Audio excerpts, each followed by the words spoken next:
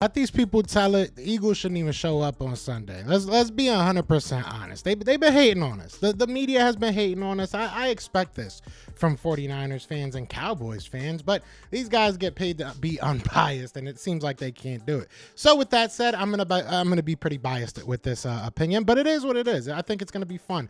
I've been thinking, what positions do the Eagles have the advantage at, and what positions do I think the 49ers have to put the advantage at? So we're going to go through all that. No intro, no nothing. We're just going to get right into it, man. Now, before we do get into that, be sure to hit that like, hit that subscribe, join the family. We are on the road to 5K. We would love for you guys to join that ride. I do have a little bit of news. We are going to be doing a virtual tailgate this Sunday, so I hope that you guys are all there.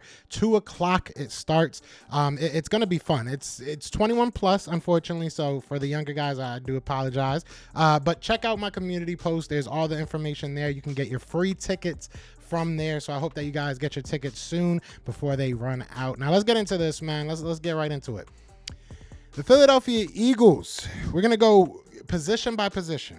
Okay, I think that we have a very good team. Okay, and I think that's going to be reflected in my position by position analysis. Okay, I'm using big words right now. Analysis. We going to analyze real quick. All right, we ain't just going to hate like Chris Sims. We ain't just going to hate like Grant Cohn. We're going to actually look through this, and I'm going to try and be unbiased, as unbiased as I can. 2 days from a championship game, but let's start with QBs because I think that's where this game starts and most likely will end. Whoever has the better performance at quarterback is most likely going to be able to lead their team to the Super Bowl. What Hurts has been playing at an MVP level. Purdy has been playing very well over these past 7-8 games, 9 games. I'm not sure exactly how many games he's been playing now, but you look at the 49ers offense, there's been a spike in their offensive production, whether it be the points per game, whether it be yards per game. He has definitely helped them improve. Obviously they did add a Christian McCaffrey, and numbers kind of coincide with his arrival as well, but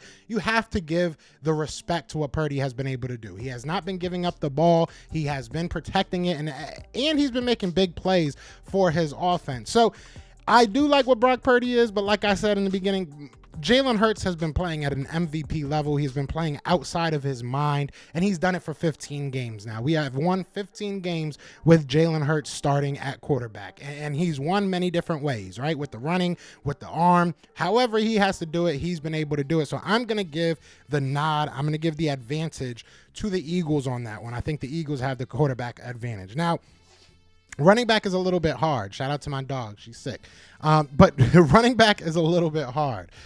Because do you add a Jalen Hurts to the running game? Do you add a Deebo Samuel to the running game? They're not running backs, right? So what I'm going to do is I'm not going to add them. I'm not going to add Jalen. I'm not going to add Deebo. I'm just going to straight up say Elijah Mitchell, Christian McCaffrey versus Miles Sanders, Boston Scott, and Kenneth Gainwell. I love what Miles Sanders has been able to do this year. He has been on a tear. Kenneth Gainwell had a great game against the Giants. Boston Scott, we all know what he does against the Giants, and he's had a decent season, right? He hasn't gotten the touches. He hasn't gotten the opportunities that he has in other seasons, but he's made the most of his time, so shout out to him. Look, Christian McCaffrey is a dog. You know, he's up for the Comeback Player of the Year award, I believe, and you know, he probably deserves it. What he's been able to do for the 49ers, it was the perfect marriage. You know, when they went out and made that trade, it was the perfect timing and perfect marriage. You see where they are now, and it's not because they didn't, it wasn't going to happen without Christian McCaffrey. I'm sorry. At that point, I believe they already had 3 losses. They were like 1-3, obviously went on a crazy win streak to end the season, but it wasn't going to happen without Christian McCaffrey. And I love Miles. I love Booby Miles Sanders. That's my dog. I'm a Penn State fan, but I got to give it to Christian McCaffrey. So I'm going to give the edge to the Niners at the running back position. Wide receivers. Now we're talking straight wide receivers. We're not talking about them as running backs, okay? So any Niners fan that's going to hop in here and be like, oh, but Deebo did this on the ground. We ain't talking about that. We're talking about wide receiving. We're talking about catching the football from your quarterback. I'm giving it to A.J. Brown and Devontae Smith. A.J. Brown broke a franchise record in yards for the Eagles. I think he did with touchdowns as well. I could be wrong about that. But either way, you got Devontae Smith over 1,000 yards, broke the receptions record. I think that A.J. Brown tied it. Either way, record-breaking seasons from both of our wide receivers, over 1,000 yards from both of our wide receivers. You can go as deep as a Quez Watkins. You can go as deep as a Zach Pascal, and all these guys have made an impact. And I'm taking my guys over Debo, over Ayuk, over whoever the heck they are, Jawan, John, whatever the heck their names are. I'm good. I'm taking my guys. You can look at the numbers your damn self, because I did, and trust me, I'm taking my guys. They have one guy over 1,000 yards, and it's barely over 1,000 yards. I think it's Debo, and he had like 100 catches or something like that to do it. I'm good. I'm taking my guys. I'm not going to spend too much time on that. If you guys want to argue about the wide receiver position in the comments, by all means. I got time. I got till Sunday. And then tight end. We're going to go to tight. This one was really, really tough. Obviously, you can look at George Kittle and you look at Dallas Goedert. You can maybe add a Grant Calcaterra, a Jack Stoll, who have made some, I got to give this to the Niners. You look at George Kittle, he's just been a machine his whole career. And Dallas Goedert, I think that he's right there with George Kittle. I think that it's very, very close, and I think that 2-3 years from now we'll have a different conversation. But right now, I have to give it to George Kittle. I have to give it to the Niners. The way that they utilize him, especially. I know that we use our tight end in special ways, and Dallas Goedert is used sometimes as a screen guy. He's definitely going out there getting his catches, but George Kittle is just an all-around beast, and he's a very big part of what the 49ers do. Whereas you can make an argument that Dallas Goedert is maybe our third option, right? Maybe fourth, depending on how you look at it. Maybe you add the running game as one of the options. I love Dallas Goedert, and I'm not saying it's far by any means. I think it's very, very close. But I will give the Niners that tight end. Now, O-line. This I do think is far. You do have the best, probably one of the best left tackles in, you can say probably best. You got Trent Williams, right? He's a dog. He's all pro, all worlds, whatever you want to give him, all everything, right? But we have 5 dogs. All right, I'll eat that Jordan Mailata isn't at the level of Trent Williams yet. Okay, but who do you got going against our center, Jason Kelsey? He's all world. He's all everything. One of the best centers to play the game. Not just this year, which he was number 2. He was the second best center of the year. But he's been one of the best for his whole career and will go down as one of the best centers to play the position. So I'm taking my center. I'm taking my left guard. I love Landon Dickerson over there, guy. Lane Johnson. I think that goes without saying. One of, again, the best right tackles in the game. I'm taking my guy. I'm taking Isaac Seumalo. I think it's close, but I'm taking Isaac Seumalo. So I'm giving the Eagles the O-line, and I'm going to be 100% honest. I don't think it's that close. I think that our offensive line is far better than theirs. I think that we're just more well-rounded. We have more dogs on that team. So I'm going to go with the Eagles for the offensive line. Now, I do want to add coordinators, okay?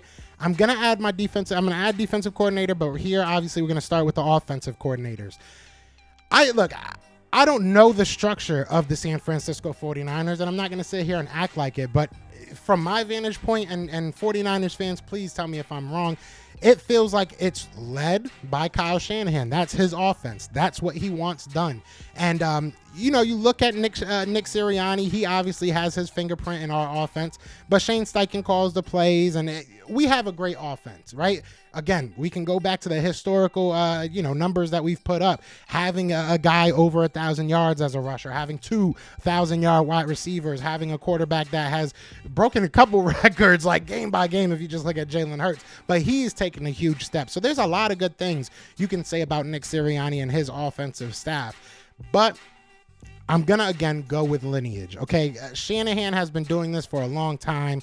Shanahan is one of the smartest minds when it comes to offenses, especially schemes. The way that they deploy that offensive line, I think, makes them look even better than they are. And they are good, don't get me wrong. But the schemes that he implements with that offense is just very, very impressive.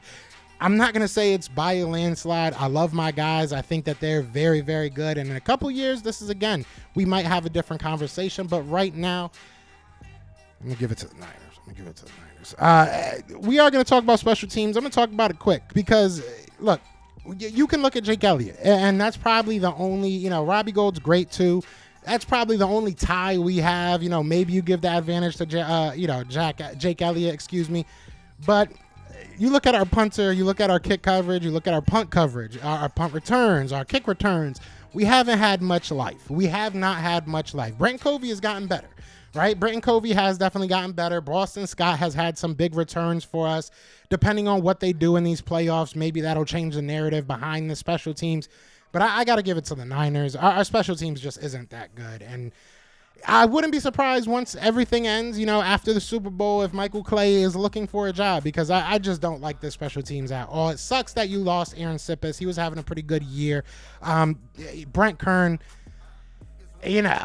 just don't punt the ball, I guess, and he's not going to be that big of a deal. But I got to give the Niners that nod on the special teams unit. Now, safety. This is actually really close in my opinion, because there's one player that puts the team that I'm picking over there. I don't know why I'm being so secretive. I picked the Eagles, y'all. There's one player on the Eagles that literally puts them over the edge for me at that safety position. They got the 49ers have Tayshaun Gibson. They have Talafunga, who I don't know how to say his name, but they got him. Rookie, young guy, really, really good. Yeah, I liked him coming out of the draft. He has like 4 interceptions this year. Gibson is having one of the better years of his career. I think he's around 30. So it's a little bit cool, how they have the juxtaposition, a young guy, and then they have a pretty a vet, right? You look at the Eagles, we have some youth there, a lot of youth there. And if this was 4 or 5 weeks ago and we're talking about Epsy and, Reed Blankenship or maybe Kayvon Wallace, I would be singing a different tune. But having Chauncey Gardner-Johnson back and having Avonte Maddox back, who allows Chauncey Gardner-Johnson to be a safety, right? Having that back, I think that Chauncey Gardner-Johnson just puts you over the edge. And he was tied for the league in interceptions this year. That's not by any coincidence. He's just been Johnny on the spot for us when he's healthy. Obviously missed 5 games, so to still be tied for the league is pretty impressive. So I'm going to give us the slight edge there. And I think that they're very good at the safety position. Not great. I think that we're very good at the safety position and not great. So slight edge. Cornerbacks, not a slight edge. Cornerbacks, I think that the Eagles have far better cornerback situation. And I didn't do much research on their cornerbacks. You know why? Because we have a better cornerback duo than probably most of the league. We have probably top 2. I don't know who I would put over them off the top of my head, and I would love to hear you guys. Who would you even put over the duo of the trio, realistically, of James Bradberry, Darius Slay, and Avonte Maddox? I think that that's elite. That's very, very good. That's great. That's amazing. I'm running out of adjectives here. I think that is what we're going to have to hold our head on. We're going to have to make Brock Purdy go out there and play elite because we have these great secondary players. So I got to give it to the cornerbacks for the Eagles. I think that they are head and shoulders above most of the NFL when it comes to that cornerback duo, that cornerback room in general. We've seen Zach McPherson come in off the bench cold and make some plays. So I like what we have at cornerback, and I think that I have to give us the not slight edge, but is there a bigger edge? I don't know. They way better. They're way better. I'm taking the Eagles. Linebackers. This is probably where it's a little bit of a landslide for the Niners. I love TJ Edwards, and Nakobe Dean doesn't really see much time, but when he did, he made some plays. Kaiser White has made some plays. We've gotten some dogs that have made some plays in the linebacking room, but you got Fred Warner on the other side, and I think once you say that name, right, it makes everyone around him better, and I think he's just one of the, if not the best linebacker in the game right now. So it's going to be tough. I got to give it to the Niners, though. I would love for me to be wrong. And again, a lot of these positions, you look at safety, they're very young. In a couple years, we might be talking differently. You look at the linebackers, very young. TJ Edwards, 27? And I think he's the old one of the group. So, we could be talking something different in a year from now or 2 years from now, depending on what happens if Nakobe Dean sees more time. But right now, I have to give it to Fred Warner and the Niners. That their linebacking core is very good. So then we get to our D-line. probably the funnest part for me. I was looking forward to talking about this. Nick Bosa's great. Nick Bosa, you know, defensive player of the year nominee, finalist, all that. Haason Reddick should have been. I can make a whole video, which I might, you know, depending on how I'm feeling tomorrow, I might make a whole video just talking about how Haason Reddick and you know, Nick Bosa are literally very, very similar. Asked to do different things, but when you look at the numbers, it's very, very similar. So I understand that you got Nick Bosa, and if you want to say that Nick Bosa's a smidge better, maybe a couple, you know, a little bit better than Haason Reddick, I'll buy that, right? I'll eat that, and I'll move on from just that one matchup. You can't tell me the rest, though. You can't tell me anything about the rest. I mean, he's not the only one with over 10 sacks, right? We got 3 other guys with over 10 sacks. I think Fletcher Cox had about 8. I mean, we can go deep. We can go as deep as we need to on that defense and defensive line. Defensive end, we have about 5 or 6 guys that can rotate. Defensive tackles, I feel like we got like 6 or 7, maybe 8 guys that can rotate in there. So, and again, I've heard a lot of people talk about our run game. Since week 11, when we added Ndamukong Suh, we added Linval Joseph, we've been top 10 in that unit. Our defense has been a top 10 unit when it comes to rush defense since we've added those dogs. So I'm taking my defensive line. I am taking my defensive line. They don't have any other player on that defensive line they don't have any other player, period, over 5 sacks. Not one. So I'm taking my defensive line. And again, if you guys want to argue with yourself. I don't see how that's even close. So Eagles got D-line, and that's it. Defensive coordinator, I'm going back and forth on this one. I'm going to be 100% honest. Like, look, I love Jonathan. I don't love Jonathan Gannon. That's a lie. I like Jonathan Gannon, and he's looking like he's going to be coming back to Philadelphia next year. So I'm not going to hate too much. You look at the 49ers defense, they've been very good. DeMeco Ryans, you know, he used to play for the Eagles. Mad love for me. You know, that's my dog. He's looking like he's gonna get a job somewhere. It's tough. It's really, really tough. I'm gonna be 100% honest with you. I like what they do on defense. I think that we have the better players, so it might make our defensive coordinator look a little bit better. I'm gonna give it full disclosure. I recorded this video already. Okay, and it didn't record the audio. And I think I'm going to switch my pick. And maybe that was God telling me, you know, re-record this one. I'm going to give it to the Niners, okay? Last time I did give it to Gannon, and my reasoning was just the results, right? I'm going to give it to the Niners. I think that DeMeco just does more with what he has with less. I don't think that he has as talented as a defense as we do, but he's just a very good defensive mind. And I think that is what I'm gonna fall back on that, and I'm gonna give him the slight edge, the slightest of edges, a slight edge. All right, so what do we got here? We got QB for the Eagles, we got wide receiver for the Eagles, we got O-line for the Eagles, we have safety for the Eagles, cornerback for the Eagles, D-line for the Eagles, and what do we have for the Niners? We got running back. We have tight end. We have OC, special teams. We have linebackers and defensive coordinator. So I think I put 6 and 6. So 6 and 6. I think that's fair. I think that's very fair. 6 units to the 6 units for the Niners. So that's actually way more even than I thought I was going to have it split. So you guys let me know what you're thinking. Who do you think is better, and where do you think they're better? What's your score prediction? The Eagles need to just go out there and whoop these boys' tail, because I'm so tired of hearing all these 49ers fans talking out their rear end. I'm going to let you know one thing. All right, I'm going to let you know one thing. We ain't the Cowboys, Papa. We ain't the Cowboys, so don't come to Philly on no dumb stuff, all right? You ain't in San Fran no more. Don't get too big for your britches, okay? Leave Rocky alone. Leave our dogs alone. But other than that, man, I'm excited for this game. I know you guys are. Like I said, we are doing a virtual tailgate Sunday, so please go check out that information in the community codes. But other than that, y'all know what it is, man. It is Fly Eagles Fly. And we are out here. Double peace. Peace. Eagles fans everywhere. This is for you. Fly Eagles Fly. On the team. Touchdown. Time to get Jalen this ring. You don't really want to start a thing. This It's a Bird Gang Nation, baby. It's a Philly thing. Hater, and you looking like you type trash. I'm just here calling the Philly the podcast. And we can call a man dog or watch Miles score off